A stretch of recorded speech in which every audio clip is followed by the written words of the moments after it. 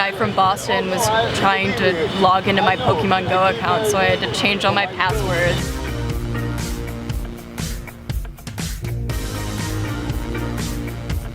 Pokemon Go has gotten huge.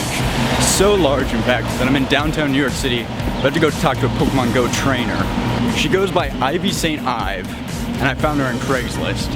I met Ivy in Tompkins Park, on the east side of Manhattan. She had just finished talking to someone else about her Craigslist post, which had already been shared over 1,000 times on Facebook. You put it up today? I put it up this morning at like 11 a.m. from like this cafe near my apartment in Brooklyn. It's been, what, like 6 hours since I posted it. I've probably gotten like well over 100 emails. When I made this, Pokemon Go had just exploded on the scene, and her post was already going viral. So I wanted to find out who was contacting her.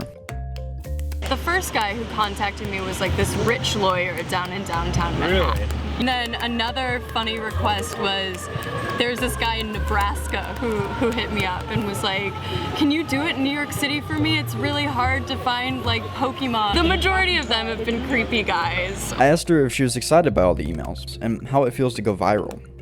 Now it's kind of spiraled out of control to the point where I'm like stressed out on like what my business plan for this is gonna be moving forward. I expected a hard-nosed, savvy businesswoman, but she turned out just to be a young lady unironically into Pokemon. To show you how into Pokemon she has a tattoo of a Golbat on the right arm. I got this tattoo last year. I kind of like the metaphor of sort of having this completely useless Pokemon that as long as you keep training it and create like a really powerful. And this is where I expected the story to end. Nothing that spectacular, just a girl having fun with Pokemon. But then at 1 in the morning, after I'd already gone home, I got a panicked email from her. Here's what she said in the email. So long story short, I'm no longer going to be offering my services. I deleted my Craigslist post, and I'm hoping to go back to a world where I can just play Pokemon Go in peace.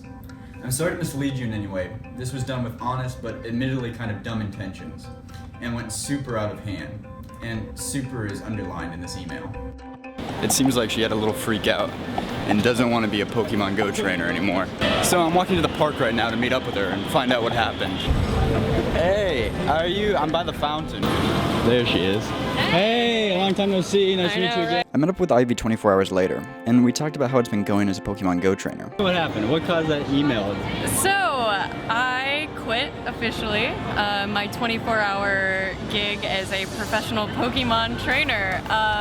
Last night I was continually inundated, and a lot of them creepy dudes, a lot of them support, a lot of them press. So she was kind enough to share with me a few of the emails she received, and I'll warn you, they're pretty harsh. Do you also do sexual favors for $100 an hour? Nice nipples. Ride this dick and I'll pay you triple your rate. My name is James, I'm 25 and I'm interested in your services, but more importantly, I'm interested in meeting you. How much to hear you talk about Pokemon while riding my dick? I also I was expecting to maybe make like $200 over the weekend. Business perspective, did you actually make any money?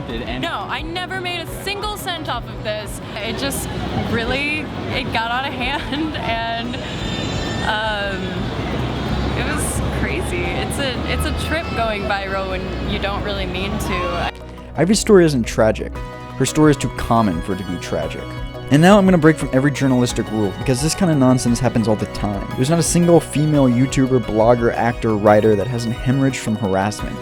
For no explanation other than the internet is a vehicle with no consequences. Except there are consequences, because it slowly crushes people. Brilliant, bright, normal people. People like Ivy. You want some statistics? Here you go. Women receive twice as many death threats and threats of sexual violence as men. 76% of women under 30 report being sexually harassed online, and 40% of those are being harassed while they're at work alone. This is the dark side of being a professional Pokemon Go trainer.